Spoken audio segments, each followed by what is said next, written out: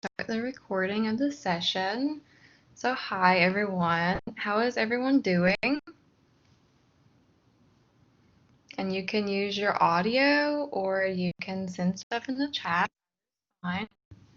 Okay, doing good? Well, that's good. Well, we're almost through week 4, so we're doing this thing. So that's good, and it's good to hear that you're doing good.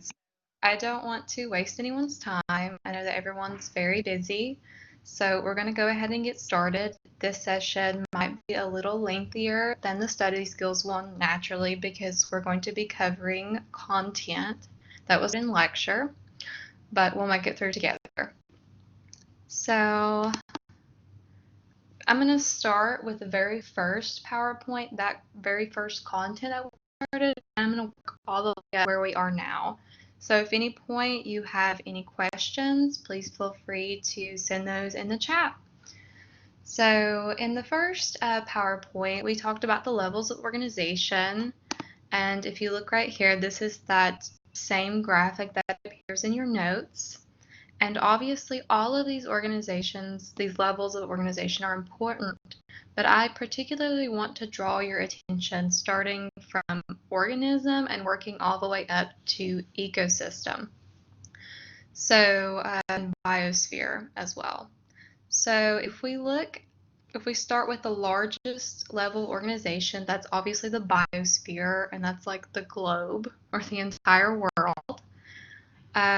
If we look at an ecosystem, that's a little bit more specific. So can anyone tell me what an ecosystem is, or maybe what it includes?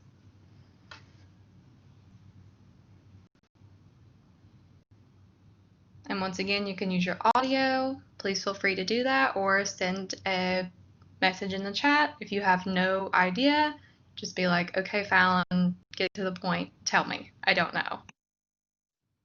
Okay, good. So all the living and non-living things in a place. You're absolutely right. So that includes your environment as well as your animal species that are living there. And if we look at these two, the next levels down, so communities and populations and organisms. But particularly I want to mention communities and populations because that is what trips most people up on an exam, for instance. So can anyone tell me what the difference between a community and a population is?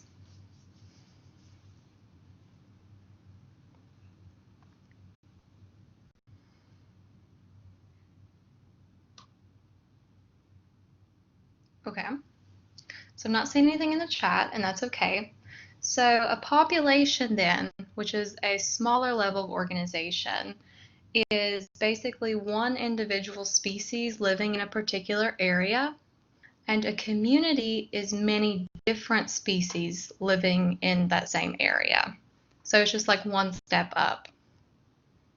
Okay, so we have, all of these are important, but we want to especially remember organism, population, individual species living in a particular area, community, many species living in an area, ecosystem, living and non-living things, so animals and environment, and then biosphere, largest organization. So just keep that in mind. Okay, next we're going to move on to another important thing you should remember, so characteristics of living organisms. So you should definitely be able to recall all of these characteristics because they're not going to go away, they're going to continue to show up. So we know all living organisms have one or more cells because the cell is the basic unit of life. We know that living organisms require energy, usually in the form of ATP. We'll see that later in the class. They metabolize, grow, respond to stimuli, adapt, and reproduce. So definitely know those characteristics. Those are important. Okay, another important concept that we discussed was the concept of evolution. And this was the, sorry about that. This was the concept with like the steampunk moths. So you definitely need to be familiar with that example. And all that means basically is that the organisms that live get to reproduce and pass on their traits to the next generation, kind of generating almost genetic immortality. So remember, in the beginning, you had your white birch trees where your white clouds were, but then when soot dark, so then you have this relative change of like white moths to dark moths, because the dark moths can actually hide on the dark tree, and so they don't get eaten, and as a result, they are able to reproduce and pass on their traits to the next generation. Okay, another important thing is the different types of reasoning. So this will definitely be on the exam. So you need to be familiar with both. So deductive reasoning, how I would like to think about it is that what you're ending with is a single specific conclusion. Usually it's only applicable to like one circumstance. Whereas we look at inductive reasoning, and the end result is something more broad and something more generalizable to many circumstances. So that's how I like to think about it. If you have any tips and tricks, feel free to send those into the group chat. But I like to think of the end result, because that's what really makes the difference between deductive reasoning and inductive reasoning. Okay. This is definitely important, so you have to know the definitions for these different things. And I would also know like which one is specific and which one is most broad. So hypothesis is very specific, it's small. So this is your educated guess, right, if you want it in the simplest terms. But it's also the educated prediction based on observations and or previous tests. And also something to remember about hypotheses is that they must be testable, meaning you can design an experiment or some sort of method to test it. And it must be falsifiable, so it means it can be proven false. Remember, we talked about that was important when like picking, what we could explore through science. And then we have the law, which is something, generalized statements based on repeated observations and tests used to predict future events. So this is something that usually is based off like a mathematical model, and it happens basically almost every time. If we look at Newton's laws of gravity, every time you drop something, that is going to happen every time like clockwork. And then a theory is the broadest category, and it attempts to broadly explain and collect groups of laws and observations together. So it's the broadest category. So if we're listing to like specific to broad or like small to large, that would be hypothesis, law, and theory. Okay. And controlled experiments and variables. So you had a lot of practice with this in lab, right, with your Alka-Seltzer lab. So the purpose of a controlled experiment basically is to be able to say that the change you're inducing is causing a change in something else. So basically to minimize the effects that are not being tested, so to increase the reliability of your study. And a controlled experiment typically involves two different components. So first you have the controlled environment where you keep the baseline information the same. If we go back to the example where we had our plants and our fertilizer, if we want to be able to say that fertilizer is what is causing the change in growth, then we need to keep everything else the same, right? We need to give all the plants water, we need to expose all of them to sunlight, and stuff of that nature. Also, we need to have a control group, which kind of serves as a comparison. So if we are testing the effects of fertilizer on plant growth, that would mean that we have one group, which is the control group that doesn't receive fertilizer, and then we have another group, which is a treatment group, which receives the fertilizer, and then we can compare. And then variables, of course, important. So I would just know the definition. So independent variable is usually changed by the researcher, and it causes change in the dependent. And then the dependent is usually what is measured in response to the independent. Okay, so does all of that stuff that we first went over, like in the first PowerPoint of the class, make sense to everybody? Is everyone good on like hypotheses, laws, theories, levels of organization, that sort of thing? Yes. Okay, good. It's important to go back to that material, right? Because it feels like it's been forever since we've touched on it, but those same concepts will also appear on this exam. So if you're feeling kind of fuzzy about that stuff, definitely go back and review it as needed.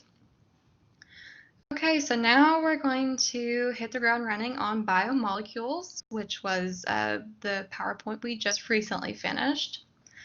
So the four major types of biomolecules are carbohydrates, lipids, proteins, and nucleic acids. Which biomolecule, I guess, is hardest for you to understand or remember, like the concepts associated with it? I know proteins is probably hard, probably the hardest for me at least, just because there's so much material and so many things that go into knowing what protein is and what it does. But what about you all? Which biomolecule do you struggle with?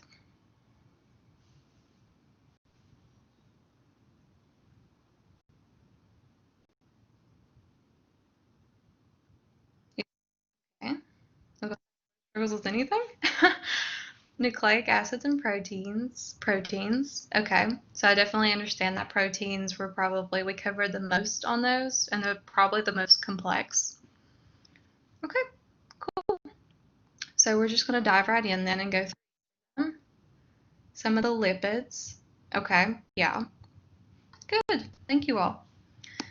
So first, let's take a look at carbs, which were the first things that we went over on our biomolecules PowerPoint. So obviously you need to know what carbohydrates or carbs are used for. So they're fuel or energy, and they're also building materials for the cell. So a monosaccharide then is basically one sugar. And you can also refer to it as a monomer. And a monomer basically is just a single unit of anything. And so if we look at the identifying characteristics of our carbohydrates, we have right here, this is also a picture that you can find in your PowerPoint. We can see that we have a lot of hydroxyl groups, which are the OH. Disclaimer, you will need to know the different functional groups, so like hydroxyl, carbonyl, carboxyl, you will need to know that for the exam. So please make sure that you understand what you're looking at and how to identify each of them. So we have our carboxyls, not hydroxyls, excuse me. See how easy it is? And then we have carbonyl, which is this right here.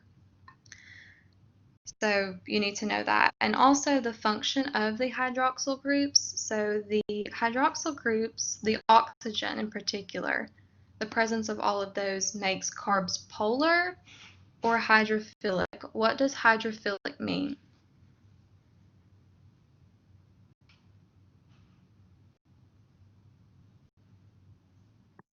Water loving. Very good. Yeah, so it gets along well with water. And so that means our carbs or our sugars dissolve in water. Okay. And also associated with carbs and pretty much every other biomolecule we looked at is how do we put together single units and how do we break them apart? So if we want to create a disaccharide, which is when we put two sugars together, or a polysaccharide, which is when we put three or more sugars together, we're going to do dehydration synthesis. Dehydration meaning we remove water, synthesis meaning we're creating something. And if we want to break them apart, we're going to do just the opposite. We're going to add water to break. So hydro, water, lysis to break.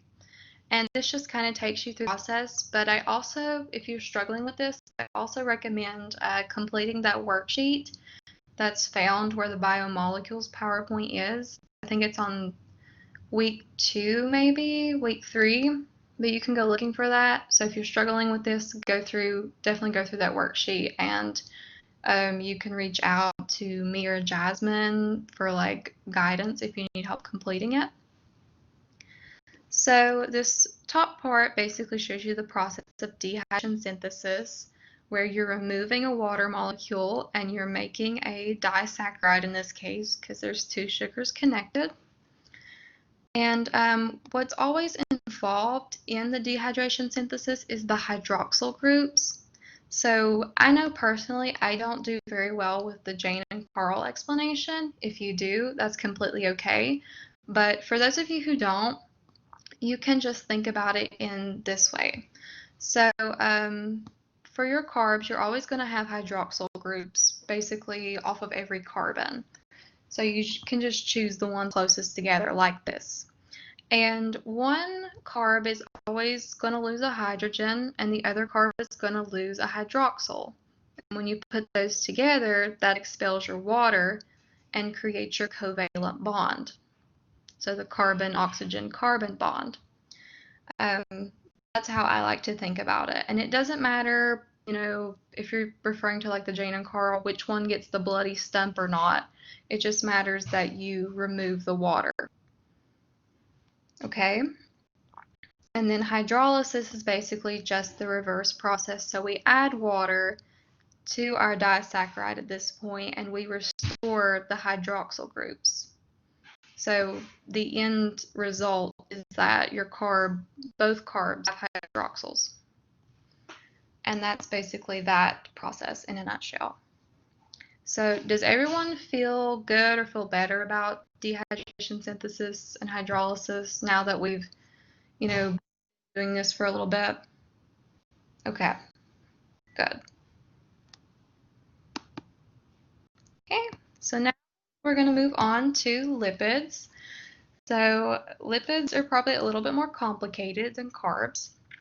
And lipids are used for inner storage and structure for the cell.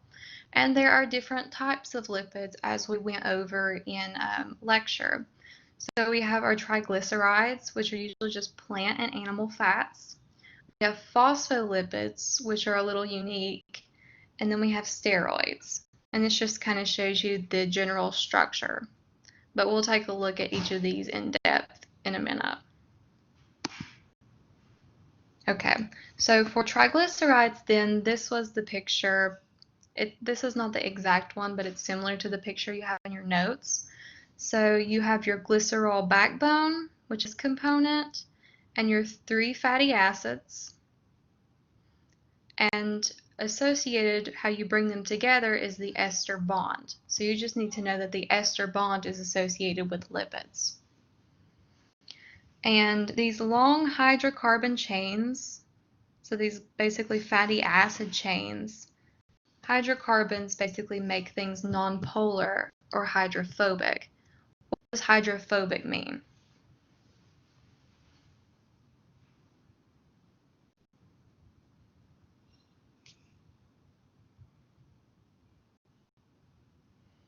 So we're scared of water. Very good.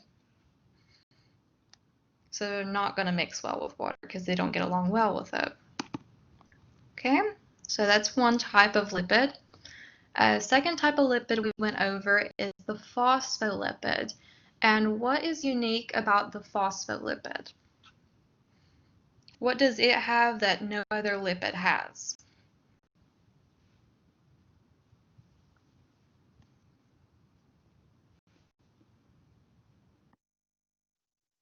Okay, yeah, so the tail and the head, but what creates phosphate group? Right. Good job, guys. So the phosphate group is what creates that hydrophilic head, because a normal lipid, like a triglyceride, does not have that phosphate group, and so everything is nonpolar.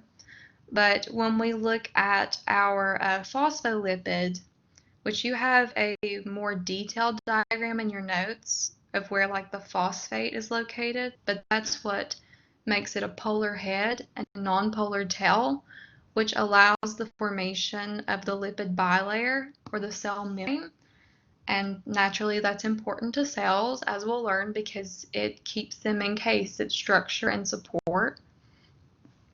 And all cells have a cell membrane.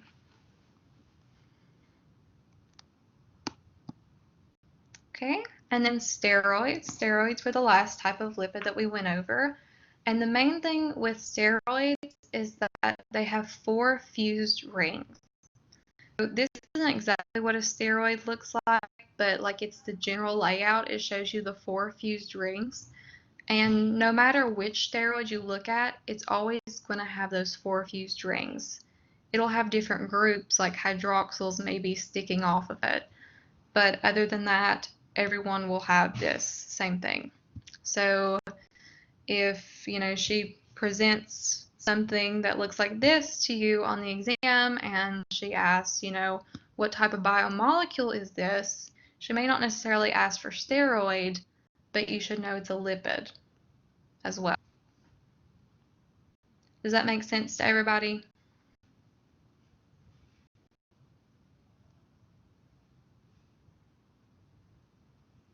Yes, no, maybe so. Thank you. Okay. So proteins, or amino acids, which make up proteins, favorite biomolecule supposedly. So they're definitely the most versatile. And I would know their different functions. So enzymes, which are biological catalysts that can be used as storage, structure, protection, transport, and regulation. So they have a lot more functions within the cell than any of the other biomolecules. And a protein can also be called a polypeptide, meaning that it's made up of a bunch of different amino acids. And the amino acids, this just shows you the general structure, right? So you need to know these groups as well.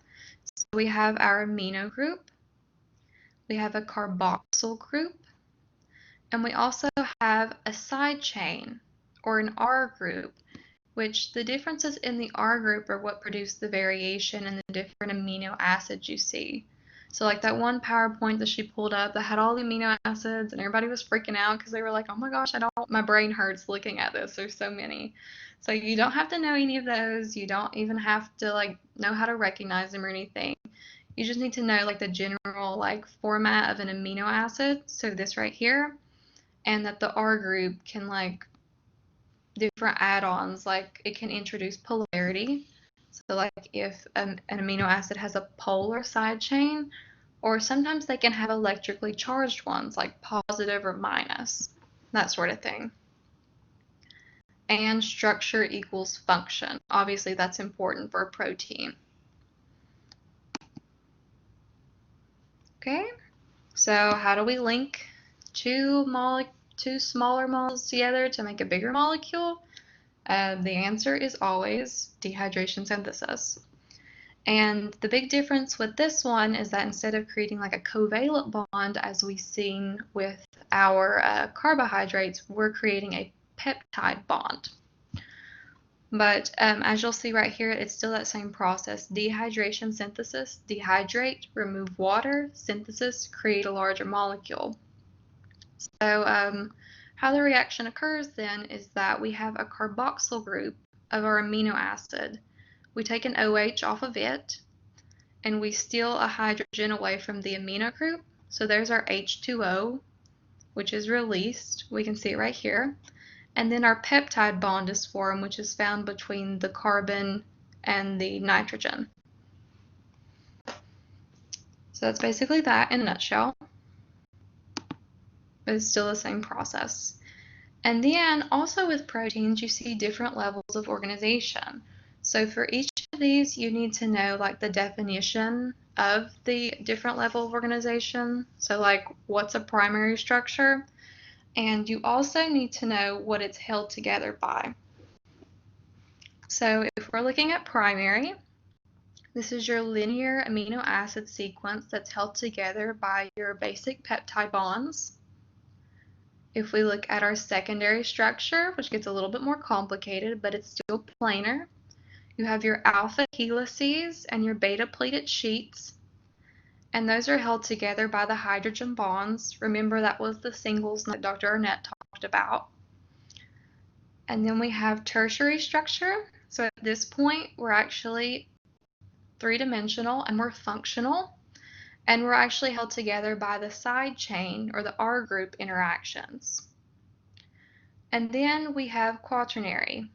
Quaternary, most proteins don't even get to this stage because it's more complex, but basically you have multiple polypeptides or protein subunits coming together to form a complex, and they're held together by ionic or hydrogen bonds.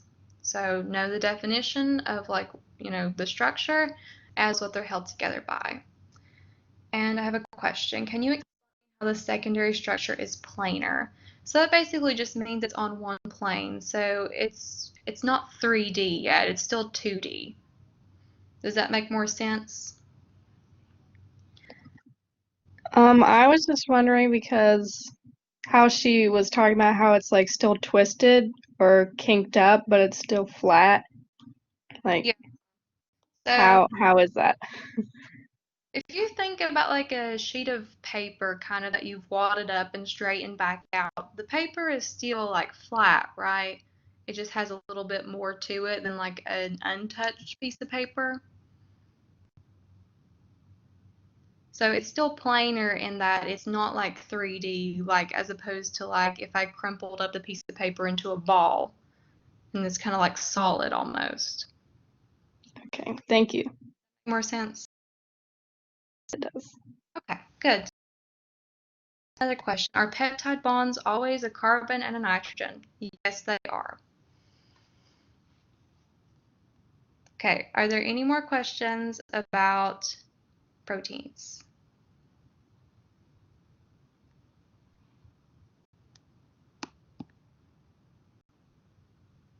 Okay, and apparently I did not include nucleic acid in this. So let's talk about nucleic acids for a little bit.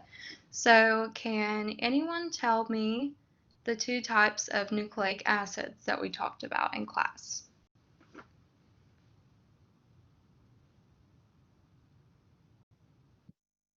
DNA and RNA, very good. And which one is double-stranded? Or which one is bulkier? DNA, very good. RNA is single-stranded. And what is DNA used for? Because they have different functions as well.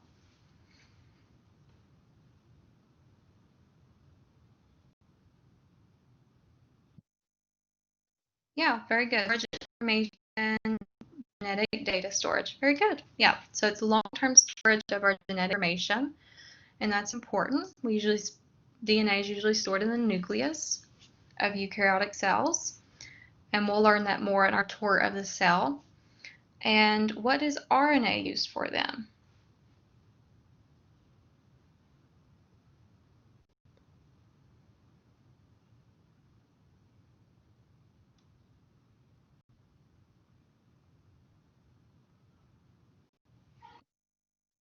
Yeah, so you're absolutely right. So RNA sends out the information and it's actually used to create proteins.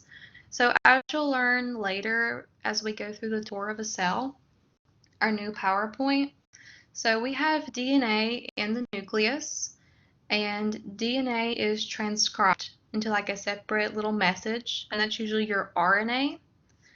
And your RNA is carried outside of the nucleus to be translated into a protein. And a protein is a functional unit that actually does something inside the cell. Very good. Okay, something else we talked about that you need to know. You need to know what makes up a nucleotide. So there were three components to the nucleotide. Can anyone tell me what those are?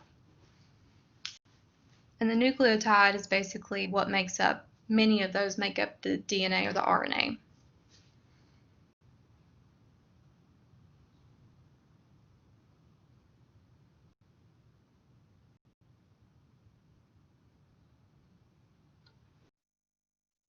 Yeah, very good. So we have our 5-carbon sugar, which is either ribose or deoxyribose. So for DNA, if you didn't know, the full name of DNA is deoxyribonucleic acid, and RNA is ribonucleic acid. So if we have DNA, we're going to have a deoxyribose. And if we have RNA, we're just going to have a ribose, but it's still a 5-carbon sugar. And we have our phosphate group, right, which introduces the polarity, kind of like the nucleic acid part. And then we have our nitrogenous base, which is the variable region, right? We always have our 5-carbon sugar in our phosphate group, but depending on whether we're adenine, guanine, thymine, cytosine, all those different nucleotides will depend on what type of base we have. Okay, so does nucleic acids make sense to everybody? That part of the PowerPoint was really short, and the reason why that is because we'll actually go more in depth into RNA in later PowerPoints. Okay, good. Wish I would have included like a picture or something to point at, but that's okay. We made it through. So the last thing then I wanted to ask is, how does everyone feel about the newer material? So like cell theory. I know that I've seen a lot of questions about like the surface area to volume ratio.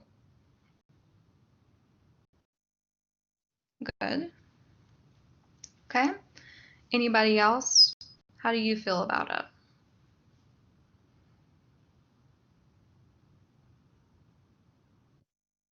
Good. Okay. Well, perfect then, but we'll still go over it. So for cell theory, obviously you need to know who Robert Hooke is, and he's the guy that got it all started. Remember, he looked into the cross section of cork and saw that there were little prison cells, and he kind of coined the term cell through that. And the different components of the theory, so we already know these. So all living things are composed of one or more cells, and all cells are formed from previously existing cells. Another name for this is biogenesis, but you don't need to know that. I find that it's intuitive. And then we talked about the lower and upper limits of cell growth. So the lower limit is basically the minimum needed for survival and reproduction. So like basic cell functions. So you basically need enough space so that you can hold all of your organelles, because your organelles are what do the work inside of the cell and keep it alive. And then the upper limit basically just says that we can't get too large so that like our cell requires so much that we can't have like a decent exchange of nutrients and waste on the surface. Okay, so that is all I have. This session went a lot shorter than I thought it was going to, so that is, I guess, good for you as well, because I know that you all are super busy. So, but does anyone have any more questions or anything they'd like to add? Or maybe you have questions about the research lesson, which is due. I can also answer those.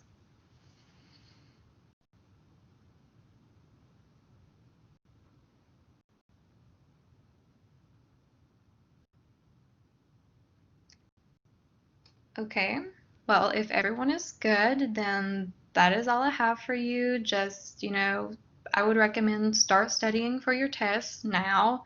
Break it up into sections so you're not so overwhelmed. Take frequent breaks in between studying, and maybe find a study partner to meet up with on like Zoom or in the library and just kind of bounce ideas off of.